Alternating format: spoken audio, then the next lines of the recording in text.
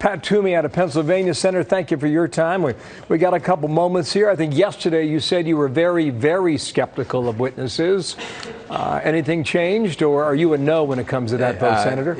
Yeah, it has changed, and it's changed to the point where I'm absolutely certain that we don't need witnesses. We don't need to drag this out any longer. We should move as quickly as we can to get this thing over with, get it behind us. How long have you felt that way, Senator? How many days? Well, increasingly it's become clear to me. This question and answer period was initially reasonably productive and useful. Now it's become very, very repetitive. This is a very, very partisan attempt to discredit the president in an election year.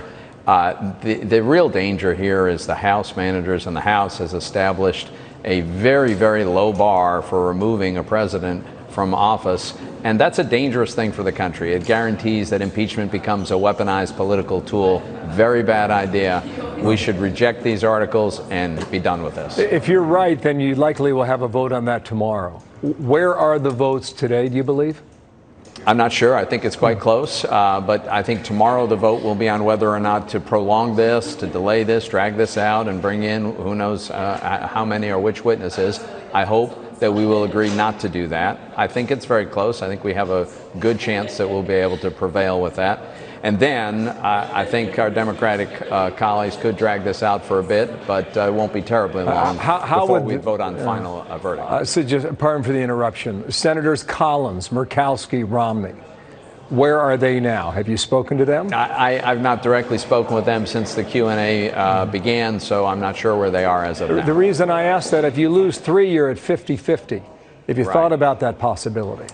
We have, of course, I have. As you know, this is constructed as a motion that would allow for witnesses. If it goes at 50-50 under the rules of the Senate, that fails on a tie vote. So it would fail, and that means witnesses would not be allowed, and we'd be able to proceed to a verdict.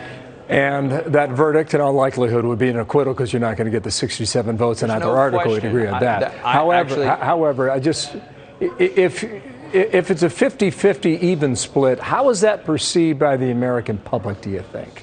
How do they take that?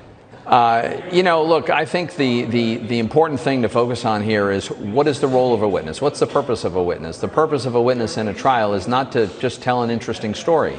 The purpose of a witness is to shed light on an important fact, to provide resolution to an issue that's in dispute, the resolution of which could determine the outcome.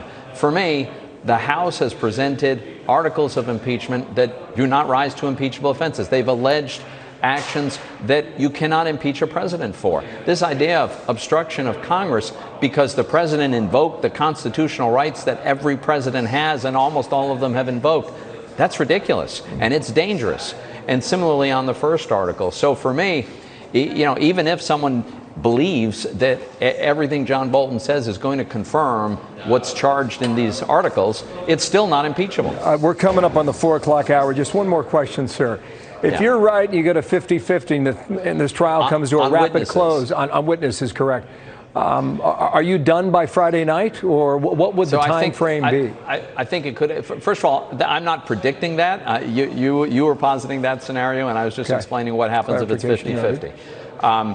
I think final resolution occurs on the Saturday or Monday, and I think a lot depends on what is the will of other senators. Do they want to get to a final vote quickly, or do they want to drag it out for the day or two?